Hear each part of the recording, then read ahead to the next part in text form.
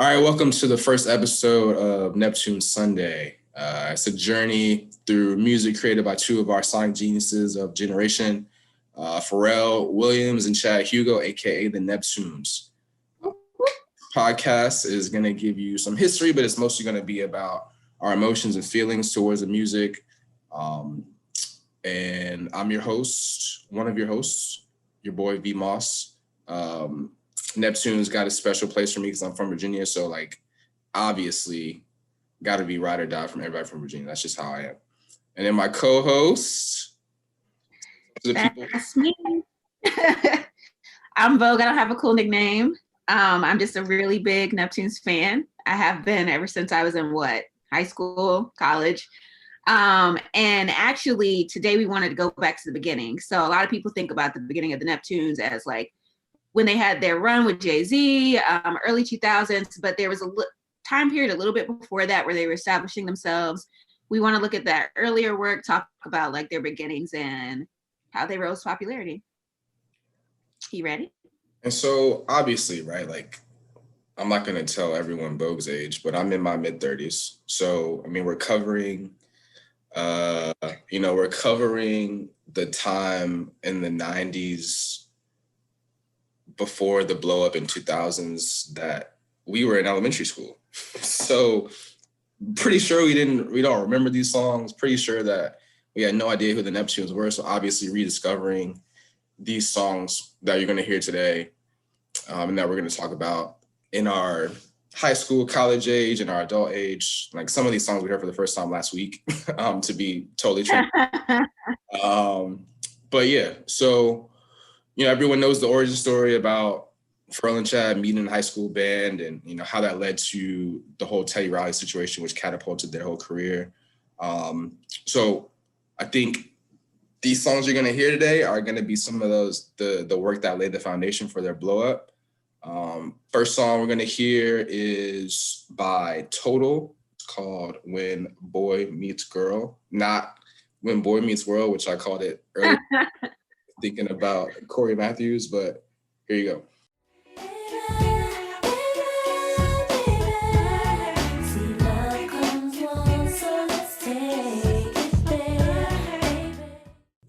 So, I mean, it's a bad boy situation there. So that song is produced by Puff Daddy, whatever that means. Like that's and we'll get into Puff's place in this whole situation a little bit later. But that's a debut album from a bad boy artist that had some bangers on it, like Total's.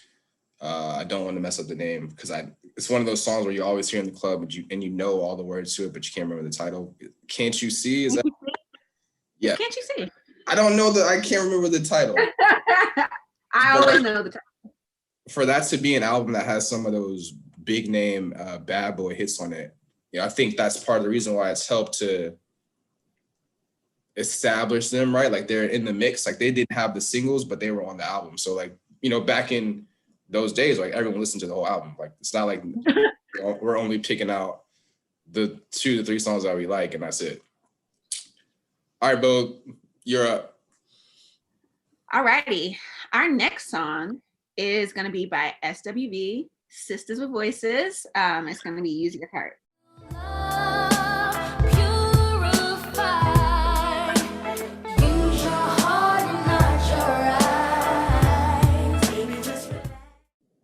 All right.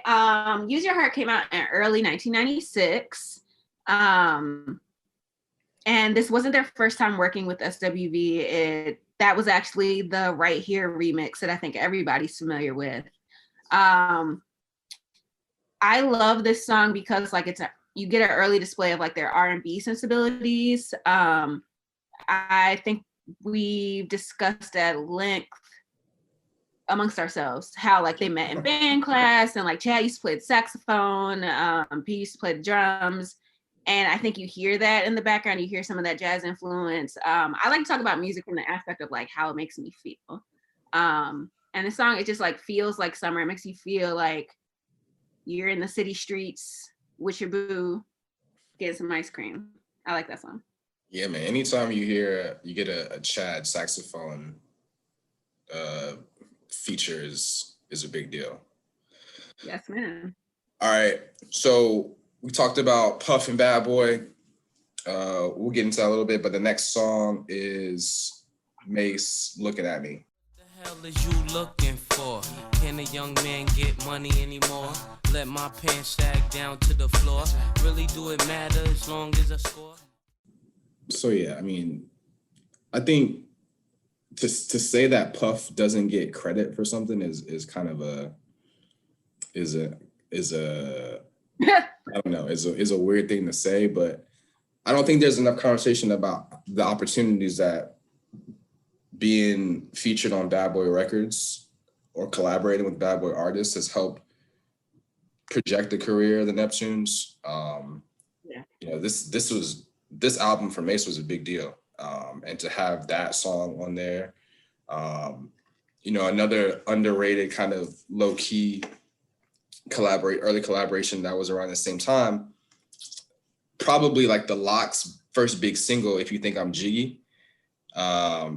Maybe not their first, but in addition to Money, Power, Respect, they had If You Think I'm Jiggy, but the Neptunes have a remix of that, which is crazy. Just Jadakiss bars, which are nuts, you know, like I think the Bad Boy Neptunes relationship definitely existed. And obviously that means Bad Boy relationship means relationship with Puff, because you know Bad Boy means something different as the decades go on. But yeah, for sure. I mean, let's not continue without recognizing that it has one of the best rap lines of all time. Can a young man make money anymore? Can I have that bitch with no flaws?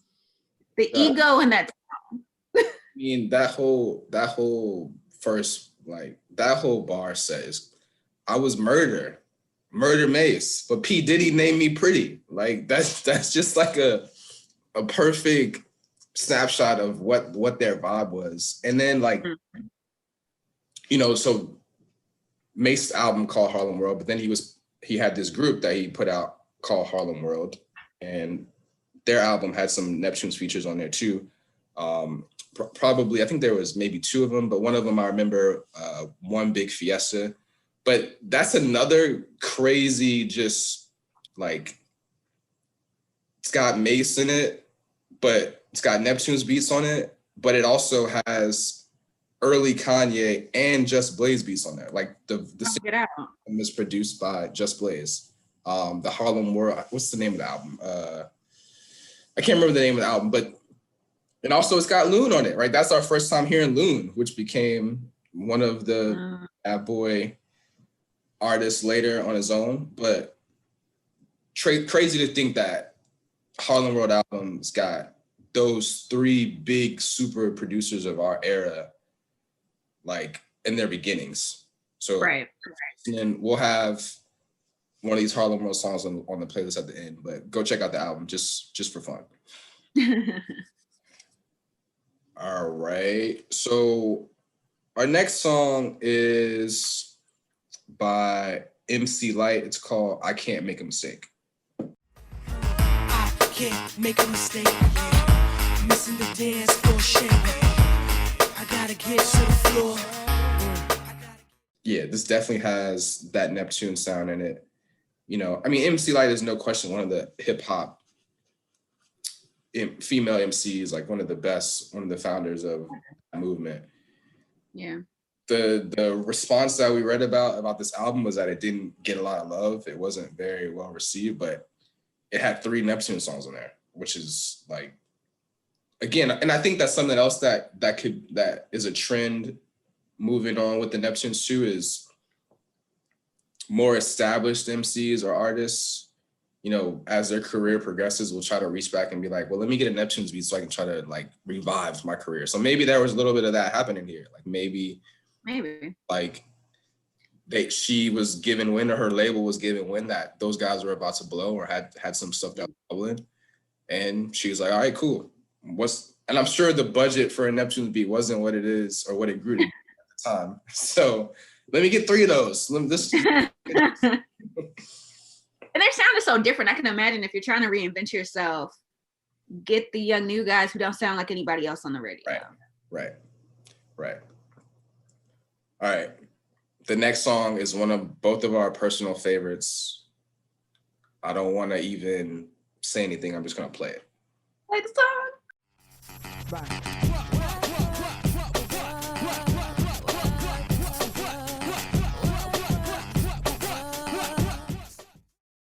For those of you who don't know, that's Super Thug by Noriega, which some of you younger folks might recognize him as the host of Drink Champs. Before that, he had a pretty decent rap career. But yeah, I mean, just the vibe, like I think that's probably the first Neptune song that I just remember when it came out, and I can match the sound with when that song was out.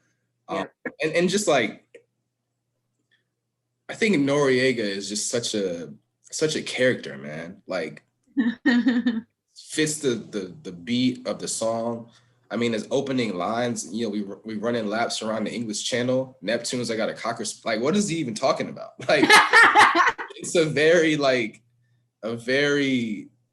crazy start to a song, but it's just like it fits Nori's personality, his character as a rapper, as an artist, which is great. And obviously, like, if you've seen the Drink Champs episode with him and Pharrell, very dope to hear him talk about, you know, how that whole process of the what hook came about, and, you know, Nori talking about how he used that to help keep his bar cadence in, and no, we just gonna leave that. That's the hook. So yeah, that was dope. I mean, that whole episode, I mean, if you haven't seen it, go watch it. It's I'm sure we'll reference it a lot in our talks, but a lot of gems, a lot of great interaction between P and Noriega in that. Yeah, it's nice to hear about Pharrell in the studio in that process. Like, Noriega was the first person that I even connected with the Neptunes as like a regular collaborator, and that's how I got into him. I am a dancer. My degree is in dance, and I used to choreograph to a lot of those early songs. I definitely did something to Super Thug, and I did something to the next song we're going to talk about. And that is Oh No. Oh no, what? Oh no, oh no, what? Oh no, what? Oh no, what? Oh no, what? On this song in particular, I think you start to get the artist buy-in. You know how think of when Future goes, if Young Metro don't trust you, I'm gonna shoot you. You get the same kind of feeling. Nori goes NEPTUNES, Neptune Blaze of Beats, like one of the best. So you're starting to get like somebody that people respect, Nori, vouching for them and saying like, yo, these guys are dope. I work with them time and time again. And yet again, like, they made magic. It feels magical. Like, they have a very otherworldly element to all their songs. Like, that's what they're known for. And you definitely hear all of that in this song. Yeah, I just definitely remember the video being some blacked out party or something like that. I just remember the video being very different too, to try to match the vibe and tone of the song. And there's another track on this album, Melvin Flint the Hustler, which is a crazy album cover too. It's just a picture of Noriega in a suit in front of the projects or something like. But there's a song on that album also produced by Neptunes called Cocaine Business, which is just another one of my favorites. It seems like a crazy story that Noriega would tell on Drink Champs. It's literally about it's a story about them being in Vegas and having some drama, some beef pop off, and then they drive in the hood. And I guess go listen to the story. It also features a very important person on the hook that we will talk about later, a female vocalist. I don't want to I wonder who that is. That's just, I mean, it's Khalees, okay? All right. That's our first Khalees mention, but it will not be our last in this episode specifically. I think that is a perfect segue into our next song, Vogue. What you got? Yeah, a little ODB for the kids. I'm just gonna play the song. Wu-Tang is for the children. Get Another nigga, Gucci won't get moist. If you wanna look good and not be bummy, yo, you better give me that money. Hey, dirty. Baby, I got your money, don't you worry. That's Got Your Money. Khalees is on the hook. I love talking about Khalees, even though I know the relationship with the Neptunes went south over time. Like every like production group label, they had like a female who was in like their princess. You think of Eve with the Rough Riders, like that kind of thing, that kind of relationship. And so Khalees was doing a lot of these early hooks, doing a lot of the backing vocals on the songs. And I think this was the first time that you really understood, like, this was her voice, this was Khalees.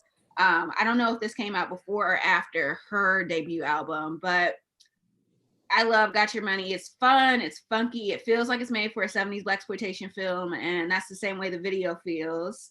I remember that. I do remember that coming out. I was old enough for that. And just like everybody went crazy for that song.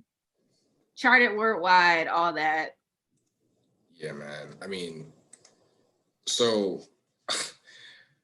like I feel my claim to fame, and part of the reason why we're doing this podcast is I feel like I've listened to probably 85% of every Neptune song that's ever been created. So Accurate. some stuff that you've never heard before, which includes the fact that there's 2 other Neptune songs on this album from ODB, which is like, and they're both just as unconventional as that song, right? Like Got Your Money is just like, take this guy that's from the Wu-Tang Clan, grimy New York rap, and now he's doing this Got Your Money with Khalees on it. The other 2 songs, the first song on the album is called Recognize, which has like random ad-libs from Chris Rock on it, which is crazy. And then my favorite is Cold Blooded, which is ODB doing a cover of Rick James's Cold Blooded. Wait. Like what? Like who? I want to know the story behind that. Like who? How did ODB tell his label like, hey, I want to do a cover of Rick James? And they were like, okay, cool. When we think about producers, like who else would have been able to recreate that vibe other than Pharrell and Chad? Like it is very 80s pop, like, and it's like, to me, it's dope. Like, I mean, if you shout out RIP Rick James, but who would have thought when it came out that later ODB would put out a solo record and have a cover of Rick James be part of that album? Those will be on the playlist too. You can check them out. But I mean, RIP ODB too. Like, but like the Neptunes just I think the Neptunes allow people to get out of themselves and be different. Like they just brought that out of people. And I think Pharrell talks about that in interviews. Like, I'm gonna show you how to do something different. This is my process. Like, if you want to do it the same way you've always been doing, you're gonna get the same thing. But the reason that you asked for us is because you want to do something different. And I think this is a perfect example of that, because yeah, ODB doing a cover of Rick James is just like, it blows my mind. He was special. RIP to him too. It's crazy that some of these guys are gone now. But we can get into our next song. This is by my favorite artist of all time, and I did not know about it until we had this discussion. It is The Greatest Romance Ever, Sold by Prince, the remix. The greatest romance that's ever been sold. The background. I think it's important that we had that conversation about established iconic artists, you know, reviving their career by working with the Neptunes, because like this was directly in that period where like Prince is going by the symbol name in order to kind of like release the shackles of him working with his label. Right. He's kind of in this weird era where no one's really fucking with him like that. It's just kind of like, we don't know what this guy is doing, but he, you know, reaches out, chooses to work with. And I think that we also have had this conversation, like, as a people, about like, Prince did not work with just anybody. He was very intentional and specific about who he works with. he told Beyonce to like learn an instrument, and she did. So like he's that kind of guy. And so for him to feel good enough about an artist to work with them, like these like relatively more known at that point, but like relatively unknown artists, and say like, yo, hop on this remix album, let's make a hit. Right. Yeah, I mean, I think obviously here's another Drink Champs reference, but like them talking about the Drink Champs have this is one of their themes, is to always ask people what their Prince interaction is. So which I think is pretty dope. But Pharrell's talking about how he tried to give fronting to Prince was like crazy. Like, I think you can hear that. Yeah. I think the other part of it too is like, you think about it, oh yeah, that'd be great to hear Prince on that record, but will we have Jay-Z on it too? Right? With gotten a Prince and Jay-Z record, like I would have lost my mind. That would be wild. All right, so now we're gonna close out with our last two songs with a very important person that we mentioned earlier, the one and only Khalees. First lady of Star Trek. So the first song that we're gonna play is called "Ghetto Children." Wake up, wake up. Yeah. Children. Wake up, wake up.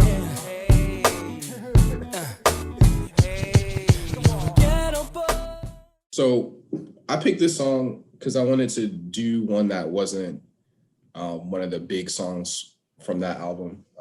Obviously, that album is entirely produced by Neptunes. The singles we'll get into, I'll let Vogue take care of that to close us out. But probably my three favorite songs on this that are not the singles are Ghetto Children, another one that's called Mars, and one called Good Stuff, which actually features a young rapper going by Terror. I think these guys, these days, you know that guy as Pusha T. And, you know, I think the Kaleidoscope album is dope because you hear the family throughout it, even though they're not credited on certain songs. Like you hear, like even on that Ghetto Children album, you can hear Pusha's voice saying Ghetto Children. Like it's just crazy how all of them are on there. And then, you know, Ghetto Children, originally when I first heard it, stuck out to me because, you know, it's a simple, dope beat. It actually features raps from Pharrell and Shay on it. But the song, after you get through that intro, it starts out with a opening verse from a guy named Mark Dorsey, who's from DC, but is featured on a couple of other Neptunes productions, including that MC Light song that we already played. He's kind of like in the hook, but Mark Dorsey's claim to fame as it comes to, I think it might be his claim to fame in life, but specifically as it relates to Neptunes, he's the guy singing the hook on Love You Better by LL Cool J, which is like best Neptune songs ever. That's my top 20 or so, but shout out to Mark Dorsey, shout out to that song. It's got a great message too. It's about uplifting yourself and in the community and stuff. So, but yeah, Vogue, bring us home. All right. Sorry, you said Mark Dorsey in DC. I was like, let me get a quick Google in. I'm gonna talk about one of the singles from the album. Yo, this song, this song is for all the women out there. When you talk about Khalees, Khalees came out and we didn't know what we were looking at. Right. And Khalees came out for me as a Black woman, like I was kind of like on the weird spectrum. I was interested in things that other people weren't.